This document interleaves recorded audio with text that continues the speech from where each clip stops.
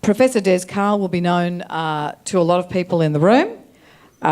He was asked, you can find his biog here. It tells you all about his education and all the rest of it, but he is Emeritus Professor.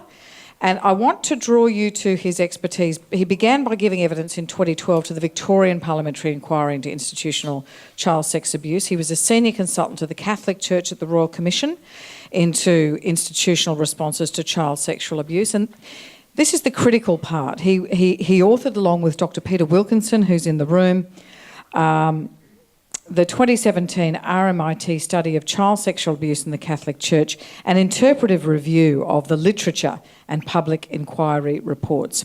So he's speaking today. He's called his paper, What Would God Think? Rebuilding Pastoral Health and Integrity After the Royal Commission into Institutional Responses to Child Sexual Abuse. So he's going to talk to us for about half an hour or so, after which I will introduce the panellists and we'll begin our broader discussion. Please welcome Des Cahill.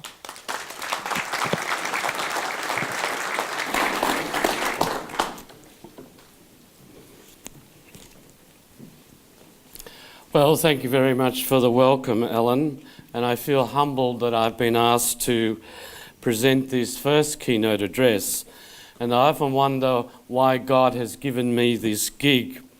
In 2012, I read Chrissy Foster's book, and then the defining study by Marie Keenan, the Irish psychotherapist, whom I then would meet in 2014. At a special research conference in northern Spain that brought together the world's leading researchers on Catholic clerical abuse. I am not a victim, but nor was I aware of it during my 6 years of priesthood. But in my first parish in the west of Melbourne, it transpired that I was surrounded by priest abusers in most neighbouring parishes.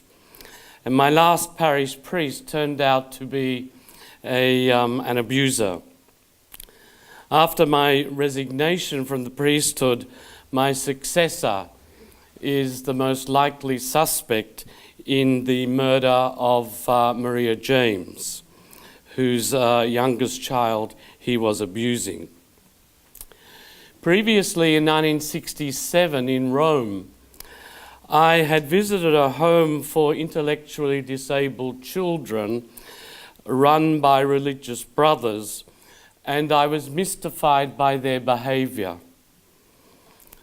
I now understand that they had been sexualised. Last April, a theological symposium on the abused Christ was held in Auckland. At a presentation attended by New Zealand's 20 diocesan seminarians plus many priests and lay people, a New Testament scholar with the best of intentions was proposing that Jesus was a victim of sexual abuse because of his nakedness on the cross. Yes, the crucified Jesus was naked on the cross. Suddenly, a woman sitting behind me jumped to her feet, obviously distraught. You guys just don't get it. Jesus was not abused like I was, and Jesus was an adult, not a child. Later on, a naive seminarian asked about the interrelationship between the mystical body of Christ and the abused body of Jesus. Again, she jumped to her feet. There is nothing mystical about being raped. It was a kairos moment of the Spirit. Annie Hill was abused over many years by a Dominican priest who died in 1997. And his abusing behaviour was only publicly revealed a few weeks ago in the New Zealand Herald. Annie has now formed a support organisation as New Zealand is in the early throes of its own Royal Commission after an earlier Royal Commission in August 1900 had examined a Marist Brothers residential school outside Nelson. Annie is with us this morning, and let us welcome a brave Kiwi survivor and whistleblower.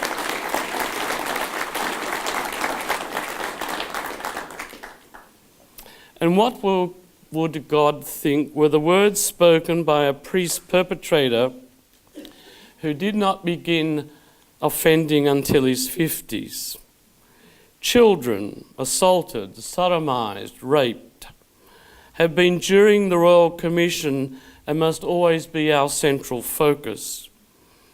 Each child made in God's loving image comes to us as mystery, as gift. Children come to us with their potential and capacities for love and lovableness, with their sense of awe and surprise, with their playfulness and spontaneity. And as we all know, Jesus revolutionized attitudes to little children.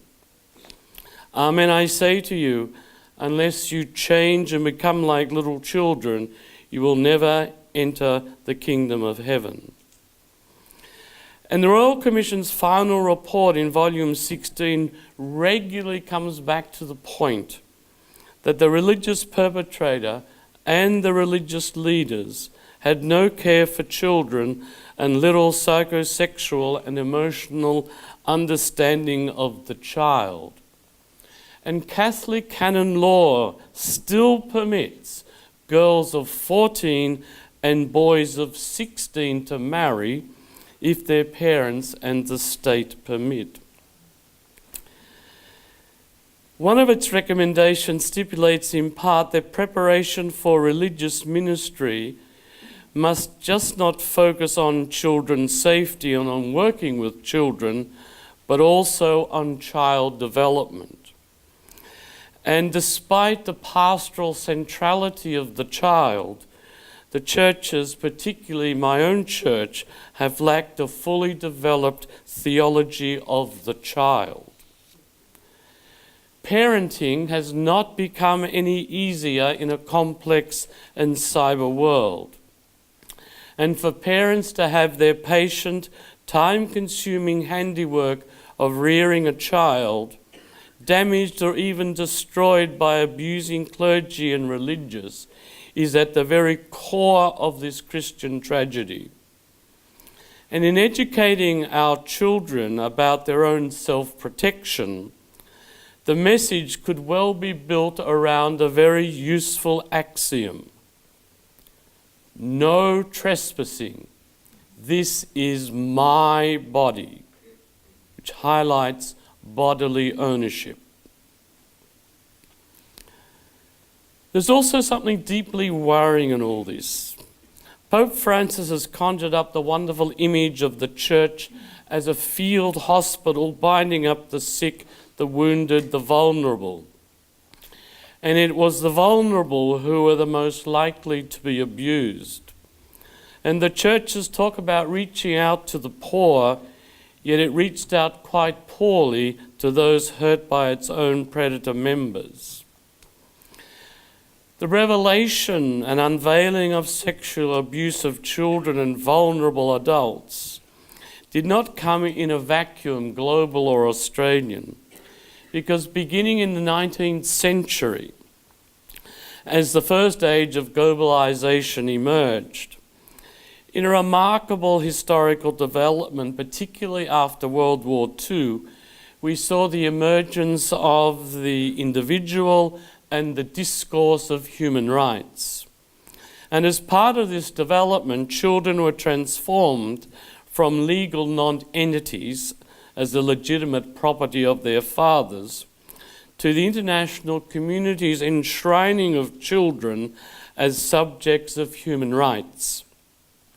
And as a consequence, we've seen other concerns about child labour, child soldiering, child trafficking, child marriage, and child abuse, and even child criminals. So the focus on the global child has generated an anxiety. And I think it fed into the growing empowerment of victims to begin speaking up and making complaints, and the formation of advocacy and support groups such as Broken Rights, In Good Faith, and For the Innocents in Australia, SNAP and Bishop's Accountability in the US, and Sylvia's Site in Canada.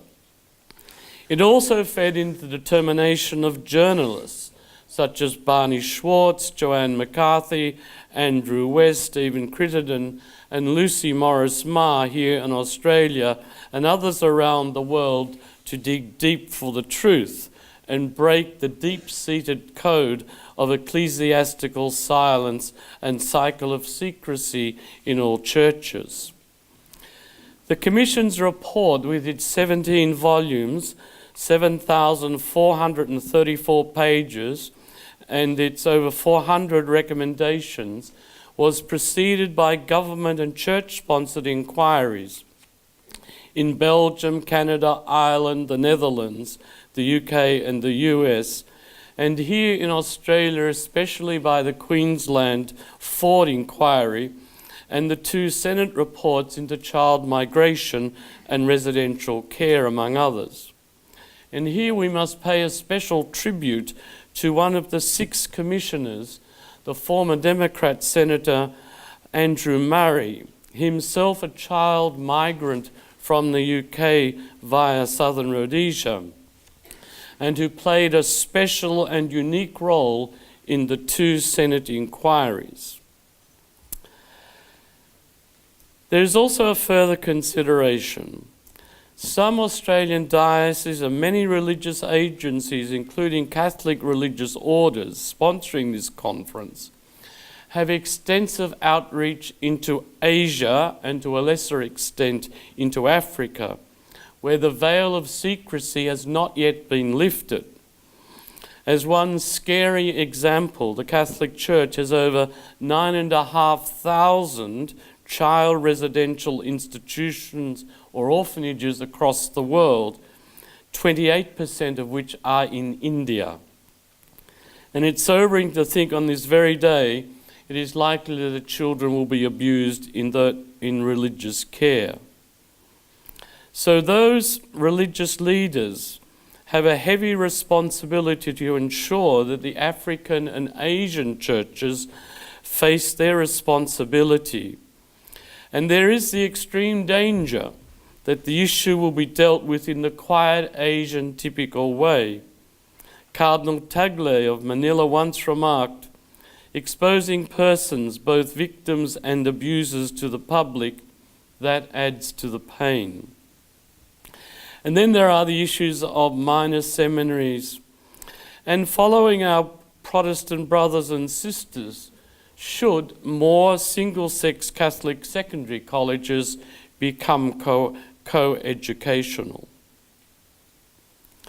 The final report of the Royal Commission is the most thorough, the most credible report on the topic ever produced, surpassing the excellent 2011 Dutch Dietman report, the very long 2009 Ryan report in Ireland, and another Irish report into the Cloyne Diocese, where the Catholic Archdiocese of Brisbane unfortunately featured. It's a gift, God's gift, may I say, both to Australia and the world.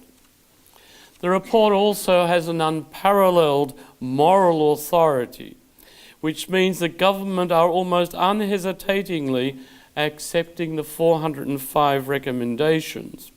And it's notable that several state governments are moving quickly to implement the recommendations, including relating to the confessional seal, even though it's in some ways a symbolic issue, and mandatory reporting, although there's been some hesitation in New South Wales and Victoria as the most Catholic states. As one very senior Catholic politician remarked to me recently in Canberra, there is no way a politician can argue in public that the seal should take precedence over the sexual safety of children, especially after the Anglican Church has made the necessary accommodation in its confessional practice. The image of religion has been severely damaged, and a certain cardinal once memorably said that there were many cabs on the rank, but he should have added that by far the largest was the Catholic cab, as attested by the figures of the Royal Commission. 61% of those abused in Catholic settings or in Catholic institutions, and the earlier Victoria Police data between 1956 and 2012, where the figure is 71%. So in the report, the Catholics received 965 pages of attention, 241 pages for the Anglicans, 65 pages for the Salvation Army, and with 40 to 50 pages each for the Jehovah's Witnesses, the Australian Christian churches and affiliated Pentecostal churches, and for the yeshiva Jewish communities. So our conversation is to review where we are at. Recently, Richard Scorer, who I think is the sharpest observer of the British Catholic scene, made an observation, and stressing the importance of deep cultural change. He said, he was observing that a proliferation of quality assurance frameworks can only take the church so far. The bureaucracy and language of safeguarding can easily become a kind of managerial voodoo, remote from the realities it is trying to describe. And this must be our focus, the underlying cultural and associated issues within church organizations.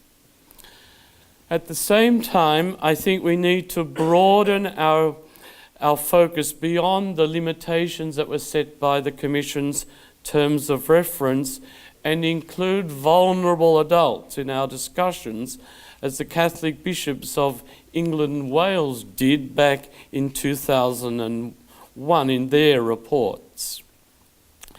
It also includes the sexual abuse of seminarians and novices in both female and religious orders, and also the sexual assault of young nuns by priests and others because they are presumed not to have AIDS. And this has been brought to the surface as long ago as 1994 in Africa by an Irish nun. And just on a personal, professional note, in my role at the moment as the acting Moderator General of Religions for Peace Asia, exactly in a fortnight's time I'll be in Beijing. And one of our 6 co-presidents is Master Shui Sheng, who has just resigned last week because of allegations of his sexual coercion of young Buddhist nuns. The issue of adults has also been brought out into the open in a New Zealand Methodist context by the recent book by Anne Stevenson. It also brings up the issue of sexually corrupt and unholy founders of religious orders, which is symbolized by the extraordinary case of Father Marcel Degollado, the Mexican founder of the Legion of Christ, who led a completely doubled life, a phenomenon not unknown here in Australia with the saga of the Society of St. Gerard Majella in Sydney's southwest. But we know across the Catholic world that there are at least 12 other cases of unholy founders in the last few decades, And connected to this issue is the proliferation and spawning of religious orders, sometimes without appropriate levels of spiritual discernment and scrutiny. And as Peter Wilkinson and I point out in our RMIT report, this was mentioned in 1215 at the Fourth Lateran Council. Another connected issue is the children of priests and bishops, which canon law has never addressed, and which in 2014 was raised by the UN Committee on the Rights of the Child, including the right to know their father. In all these instances, we are dealing not just with sex and sexual traumatization, but with power, the use and abuse of power and of spiritual power at its worst. And in our deliberations, let us always keep in mind that abuse of children occurs more in family than in institutional settings, and that child-to-child abuse, sexting and cybersexual abuse are emerging as key issues. And these issues were dealt at some length in the final report. What have we learned from the Royal Commission's report? We have learnt that there never was a time when child sexual abuse was not condemned by the Church, and it's nested there in the New Testament with the abusing by the paterfamilias of his slave children. And we can go back and see over the last 2,000 years glimpses, especially from the files of the Spanish Inquisition. And right throughout the 20th century, the Vatican was very well aware of the situation, as seen in the publications of Crimen Solicitationis, first in 1922, and then almost identically the same document in 1962, though it was mixed up with other priestly misbehaviour issues and soliciting in the confessional.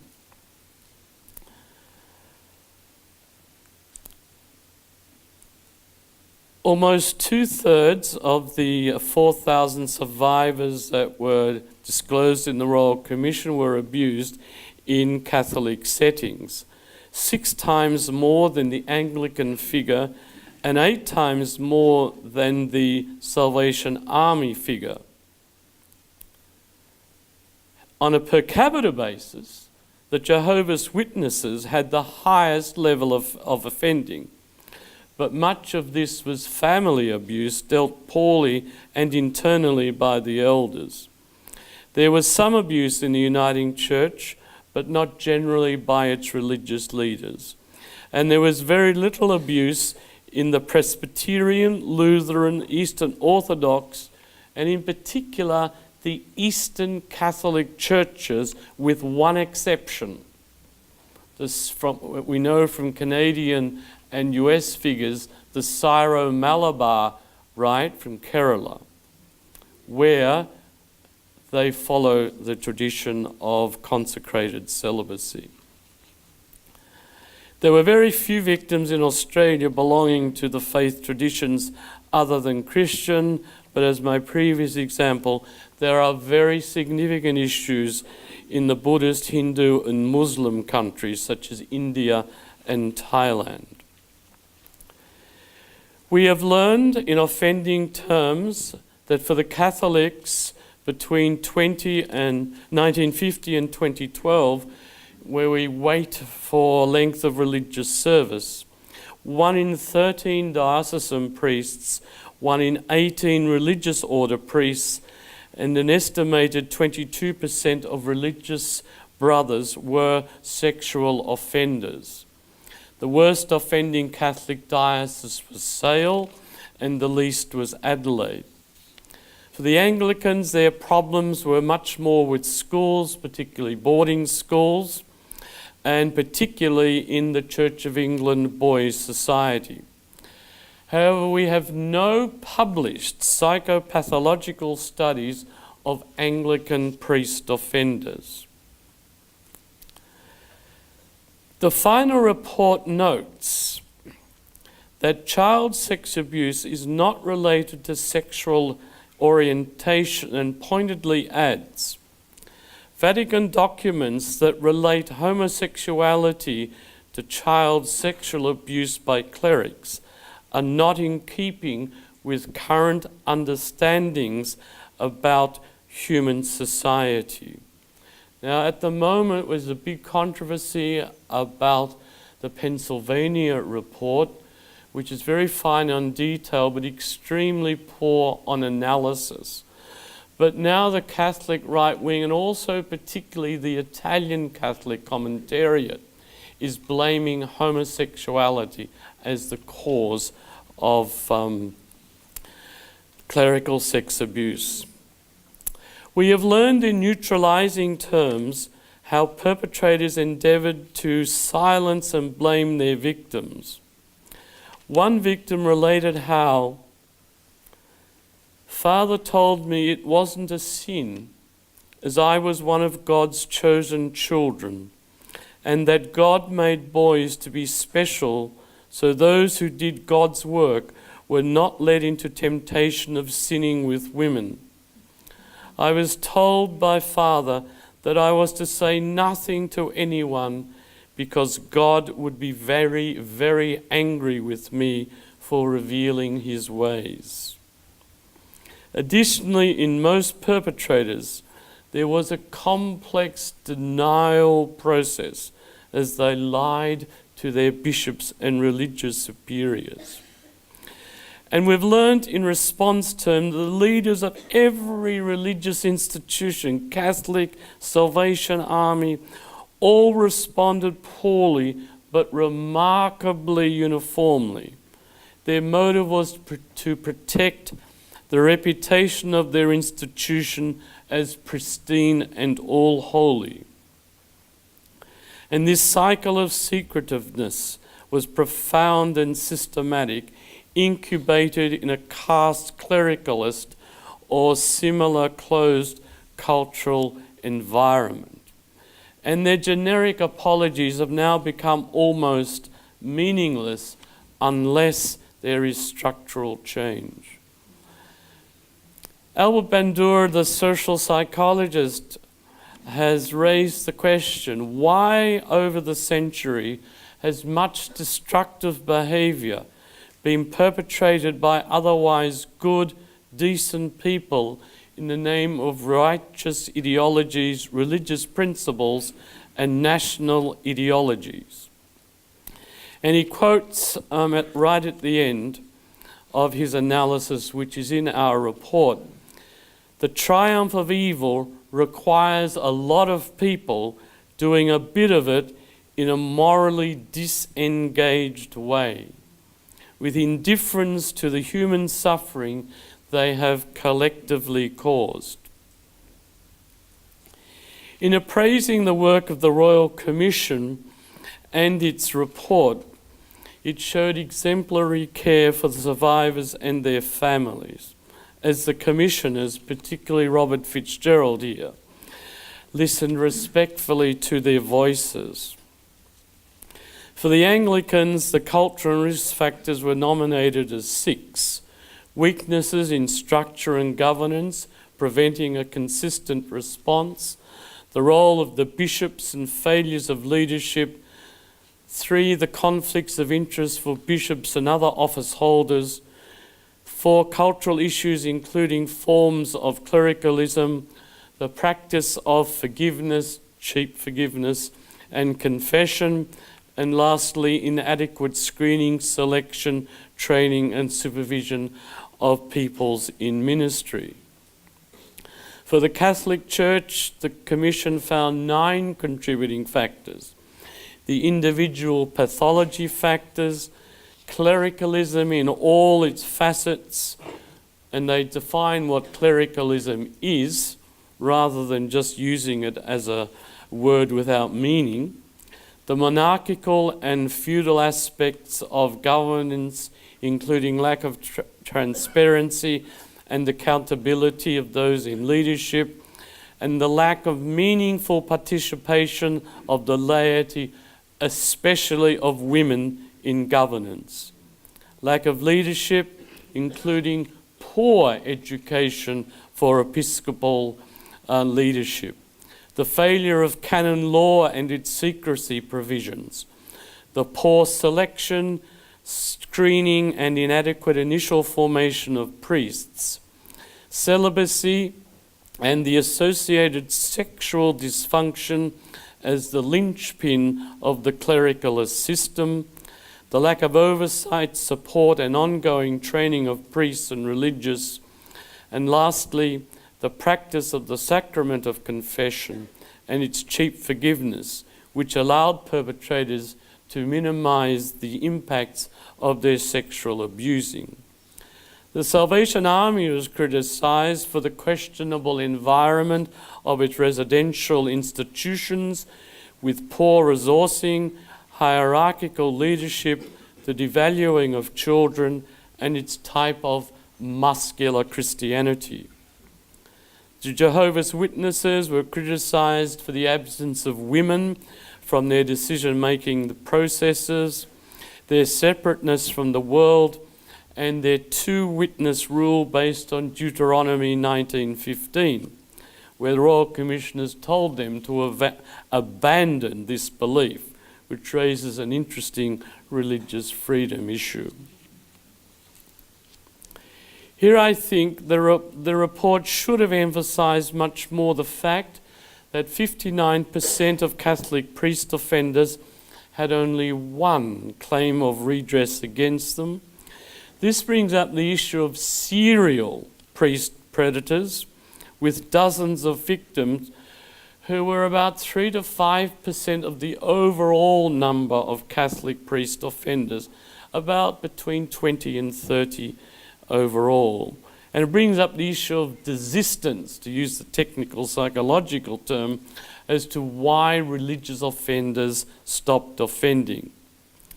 And while false and unproven allegations are a smallish part of the overall picture, the report should have said something about this. And I think there was an over-focus in the Catholic ones on Melbourne and Ballarat, because the Victorian Inquiry had already looked at those. Whereas case studies of the Archdiocese of Brisbane and the Benedictine Monastery of New Norcia in Western Australia would have been instructive. And the Benedictines have had serious problems in the UK, as revealed in the report there, released about 3 weeks ago. The report should have given more attention to the whistleblowing role of support and advocacy organisations, and it failed to advocate for a healing strategy to be developed by each religious organisation. And the support group for the Innocents released 4 weeks ago a restorative healing strategy for a coordinated response built around the theme of restoring the face of Jesus, Matthew 18. The 22 strategies envisage the appointment of chaplains for survivors, gardens of healing, particularly in hotspot parishes where much abuse took place, and contritional Eucharists. It has been sent to every Catholic bishop. Where are we at? What is the current state of play? Well, the governments basically have accepted all the recommendations. Among the Catholics, they have appointed an implementation committee to advise the bishops, and they've set up a Catholic Professional Standards Limited based on the Irish model, and it's still finding its feet. But it has no power if a bishop refuses to cooperate or to be audited, as happened in one US diocese for many years, and most epichees did not participate. The Catholic Australian Catholic schools are now very, very safe places. Much has been done to safeguard children, as well as much work in the diocese. The Melbourne Catholic Education Office, which, with its document on identity and growth, is a very worthwhile document. And there now is being prepared by the Victorian Department of Education and Training a draft curriculum document called Connect and Protect. But there is a dilemma here that if we educate our young children about their self-protection, there's a dilemma about protecting the sacred innocence of children. It must be said that with the honourable exception of Neil Omerod, the Australian Catholic University has not served the Church well in this crisis. In 2005, it established its Institute of Child Protection Studies, which has done some very good work, but nothing on church abuse. And its other religion and policy institutes have avoided the issue. In Rome, we are finally seeing some limited movement. And I think Pope Francis has finally begun to seriously address the issue, even though at the moment it's all rhetoric. And the homily that he gave a few hours ago there in Dublin bears that out. But he finally realized that the Chilean bishops had pulled the wool over his eyes, and so he then demanded the resignation of all Chilean bishops. Now the focus is very much on the US because of the Cardinal McCarrick issue and the Pennsylvania grand jury report. Let us always remember with the Vatican that the Vatican is held up by the money of the old West Germany and the US. The Catholic bishops in Australia, their response I can only describe as appalling and abysmal. And we'll see later in the week what will be their response. But they are clearly divided. But if they think they can follow a policy of delay and containment, they simply do not understand the anger of the more informed and educated section of the Australian Catholic community, except its intelligentsia, except for the small group at the top of the ACU. In 1870, Australia's first and only saint, Mary MacKillop, was excommunicated by the Franciscan Bishop of Adelaide after her sisters blew the whistle on the child sex abuse of the Franciscan parish priest of Kapunda, a secret kept hidden from the Catholic community for about 140 years. And so began the Australian Catholic Church's less than glorious history in dealing with sexual abuse of children by clerics. Mary MacKillop is a reminder that it will be women who will save the Catholic Church, just as they have led the campaigns to make the male church face up to its responsibilities. The Church has no choice but to finally grasp the nettle and include women in its decision-making processes and in priestly ministry. As has been seen in the Anglican Church, the emergence of women priests and bishops has greatly diminished Anglican clericalism. The Catholic catastrophe has made life difficult for all religious institutions. What the Church in all its denominations needs now is not a resurrected traditionalism, but flair, innovation, and imagination to plan and implement transformational tasks. Imagination is the key to globalization and to a global church. And that is why, my Christian sisters and brothers, we need the gospel, Jesus, and the Holy Spirit. And then what will God think? Thank you.